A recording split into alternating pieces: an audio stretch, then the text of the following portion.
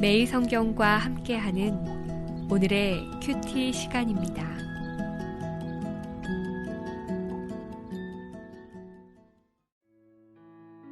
11월 30일 오늘의 말씀은 사사기 14장 1절에서 20절입니다.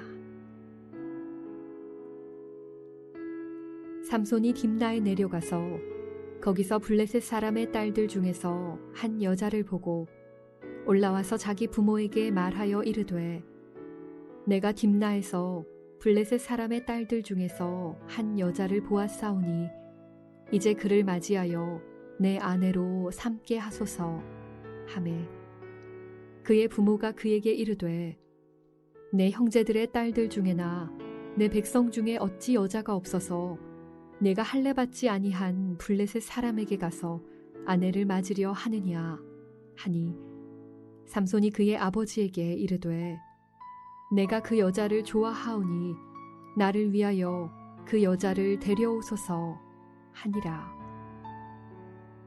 그때 블레셋 사람이 이스라엘을 다스린 까닭에 삼손이 틈을 타서 블레셋 사람을 치려 함이었으나 그의 부모는 이 일이 여호와께로부터 나온 것인 줄은 알지 못하였더라.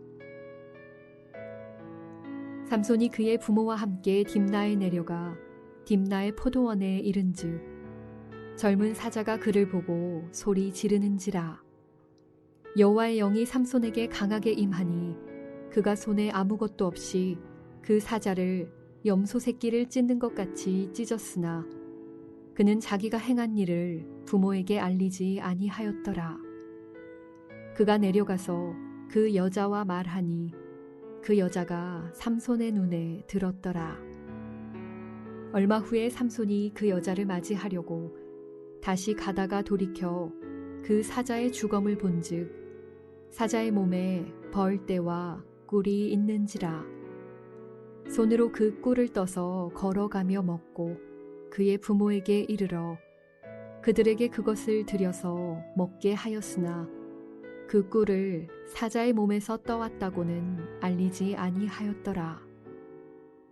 삼손의 아버지가 여자에게로 내려가매 삼손이 거기서 잔치를 베풀었으니 청년들은 이렇게 행하는 풍속이 있음이더라. 무리가 삼손을 보고 30명을 데려와서 친구를 삼아 그와 함께하게 한지라. 삼손이 그들에게 이르되 이제 내가 너희에게 수수께끼를 내리니 잔치하는 이래 동안에 너희가 그것을 풀어 내게 말하면 내가 베옷 30벌과 겉옷 30벌을 너희에게 주리라. 그러나 그것을 능히 내게 말하지 못하면 너희가 내게 베옷 30벌과 겉옷 30벌을 줄지니라 하니 그들이 이르되 내가 수수께끼를 내면 우리가 그것을 들으리라 하매 삼손이 그들에게 이르되 먹는 자에게서 먹는 것이 나오고 강한 자에게서 단 것이 나왔느니라 하니라. 그들이 사흘이 되도록 수수께끼를 풀지 못하였더라. 일곱째 날에 이르러 그들이 삼손의 아내에게 이르되 너는 내 남편을 꾀어 그 수수께끼를 우리에게 알려달라 하라. 그렇지 아니하면 너와 내 아버지의 집을 불사르리라. 너희가 우리의 소유를 빼앗고자 하여 우리를 청한 것이 아니냐. 그렇지 아니하냐 하니 삼손의 아내가 그의 앞에서 울며 이르되 당신이 나를 미워할 뿐이요 사랑하지 아니하는도다. 우리 민족에게 수수께끼를 말하고 그 뜻을 내게 알려주지 아니하도다 하는지라.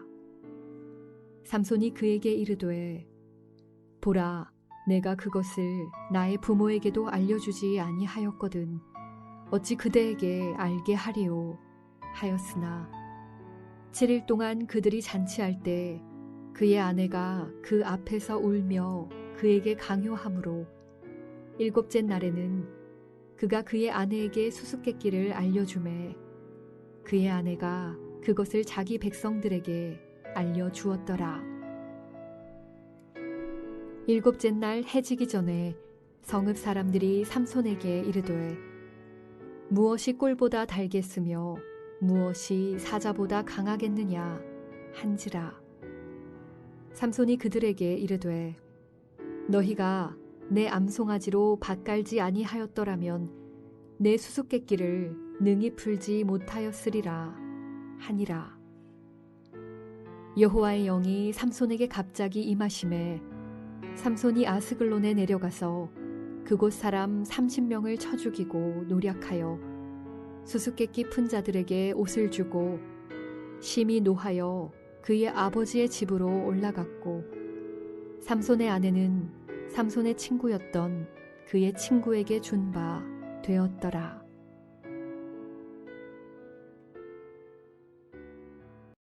사사기 14장 1절에서 20절 말씀을 함께 묵상하겠습니다. 사사기 13장에서 16장은 사사 삼손의 이야기입니다. 사사의 기록 중 가장 긴 기록을 가지고 있는 사사가 바로 삼손이지요. 사사기 13장은 삼손의 출생의 배경을 제공하고 있습니다. 삼손은 나실인으로 태어났으며 삼손이 자랄 때에 여호와께서 그에게 복을 주셨고 소라와 에스디올 사이 마하네단에서 여호와의 영이 삼손을 움직였습니다. 이런 삼손의 출생과 성장은 삼손 이야기를 읽는 독자들에게 기대감을 갖게 하지요. 하지만 이 기대감은 삼손의 결혼부터 깨지기 시작합니다. 먼저 1절에서 4절을 보겠습니다. 삼손은 딥나로 내려가서 블레셋 사람의 딸들 중에 한 여자를 보고 부모님께 찾아옵니다. 그리고 그 여인과 결혼하겠다고 하지요. 딥나는 블레셋의 땅으로 소라와 에스다올 서쪽으로 약 7km 지점에 있습니다.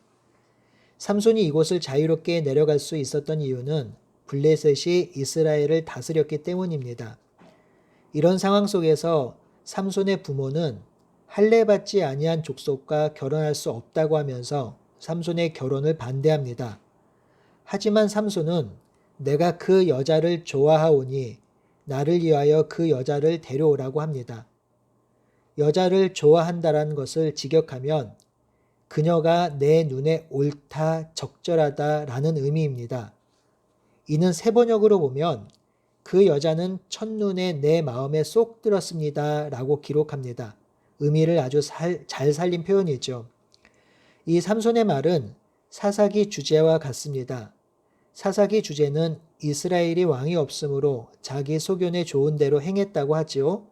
삼손이 이 여인과 결혼하기로 결정한 것은 자기 눈에 보기 좋아서입니다.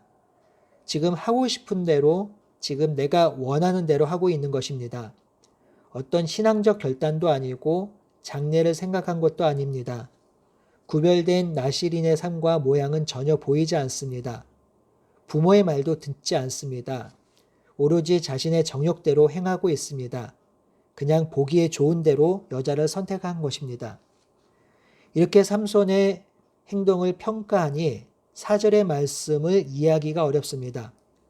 삼손이 이 틈을 타서 블레셋 사람들을 치려 하였다고 합니다. 그리고 이 일이 여호와께로 나온 줄을 부모는 알지 못했다고 기록하지요. 개정개혁이 그 의미를 정확히 드러내지 못하고 있는 것 같습니다.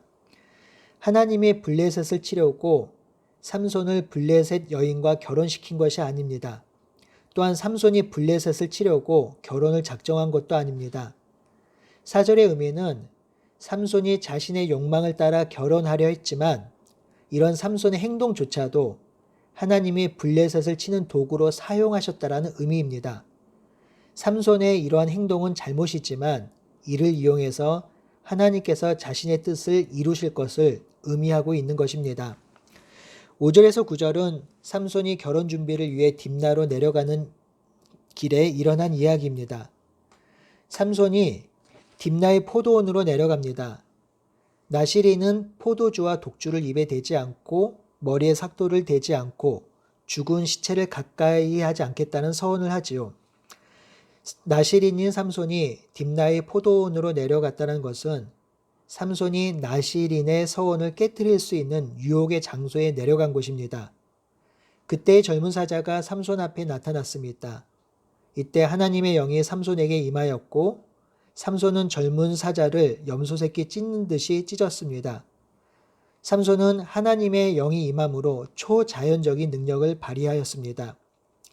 6절 하반절에 삼손은 자기가 행한 것을 부모에게 알리지 않았다고 하지요.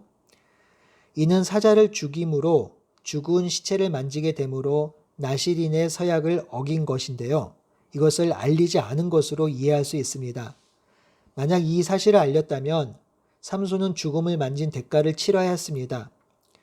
우연히 죽음을 접하면 그동안 길렀던 머리카락을 자르고 성막에 가서 제물을 바치고 8일 동안 정결 예식을 치러야 한다고 율법이 정하고 있습니다.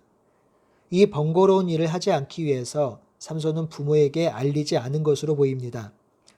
얼마 후에 그 여자를 맞이하러 가다가 죽은 사자의 몸에 벌떼와 꿀이 있는 것을 보았습니다.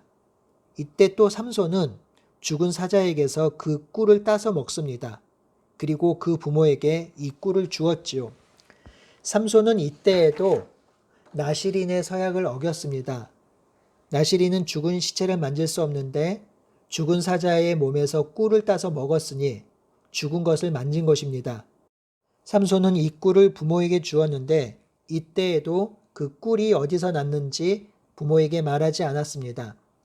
삼손은 죽은 시체를 만짐으로 자신이 부정한 게 된 것뿐만 아니라 그의 부모까지 부정하게 만들었습니다. 이 본문에서 삼손은 나실인의 모습은 온데간데 없고 자기 좋은 대로 행하고 있음을 보여주고 있습니다. 10절에서 20절은 삼손의 결혼식에서 일어난 사건을 기록하고 있습니다. 삼손의 아버지는 삼손이 베푼 결혼식에 참여하기 위해서 딥나로 내려갑니다.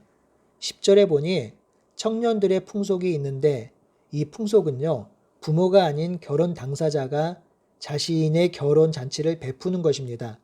이것은 블레셋 사람들의 풍속이었을 것입니다. 당시 결혼식은 7일간 베풀었지요. 이 결혼식에 포도주가 빠지지 않습니다. 그러니 삼손도 포도주를 먹었을 것이고요. 또한 나실인의 서원을 어기게 되었을 것입니다. 무리가 삼손을 보고 30명을 데려와 친구를 삼아 결혼식에 함께합니다. 이때 삼손이 30명에게 수수께끼를 내지요. 결혼식이 열리는 동안에 이 수수께끼를 맞추면 베옷 30벌과 겉옷 30벌을 줄 것이며 만약 맞추지 못하면 반대로 베옷 30벌과 겉옷 30벌을 달라고 하였고 30명은 그것에 승낙하였습니다. 삼손은 먹는 자에게서 먹는 것이 나오고 강한 자에게서 단 것이 나오는 것이 무엇인지를 맞추라고 하였습니다. 이 수수께끼는 삼손이 죽인 사자와 거기서 나온 꿀을 먹은 경험에서 나온 것입니다. 그러니 이 수수께끼는 누구도 풀 수 없는 수수께끼죠. 이 수수께끼는 삼손의 나실인답지 못한 행동을 고발하는 것입니다. 죽은 사자의 시체에서 꿀을 먹은 것은 나실인의 정체성을 버리고 자신의 눈에 좋은 대로 행했다는 것을 의미하죠. 삼손은 강한 자인 블레셋에게서 자신의 욕망으로 달콤한 여인을 취하고 있습니다. 30명은 이 수수께끼의 답을 찾을 수 없었고 그래서 삼손의 아내를 협박해서 수수께끼의 답을 알아냅니다. 그리고 삼손에게 그 답을 말하지요. 이에 삼손은 그들을 향하여 너희가 내 암송아지로 밭갈지 아니하였더라면 내 수수께끼를 능히 풀지 못하였을 것이라고 분노합니다. 여기서 암송아지는 삼손의 아내를 가리키는 말인데요. 밭가는 동물이 아닌 암송아지를 밭갈게 한 것처럼 삼손의 아내를 이용해서 부당하게 답을 얻어내었다고 말하는 것입니다. 이때 삼손에게 하나님의 영이 임합니다. 삼손은 블레셋의 중심 도시인 아스글론에 내려가서 그곳에서 30명을 쳐 죽이고 노략하여 수수께끼를 푼 자들에게 주었습니다.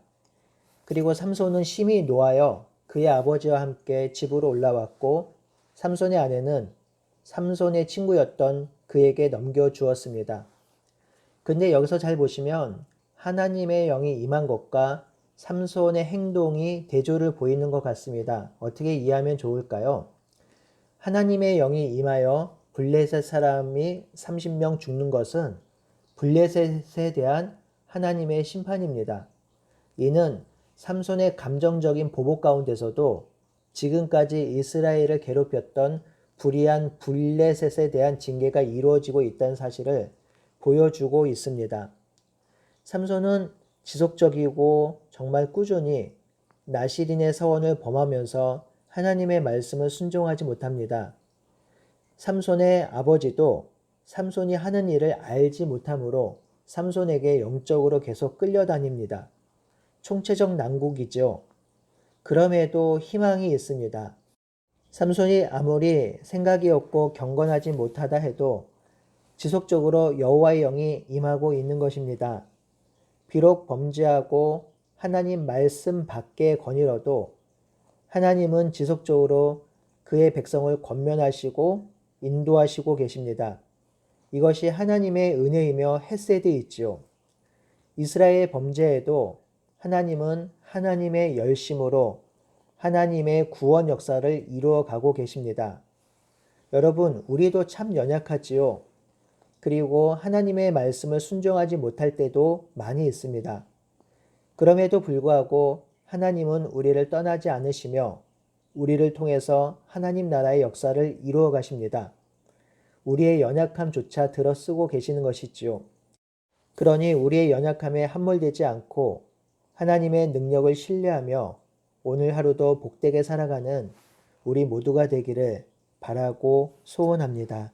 아멘.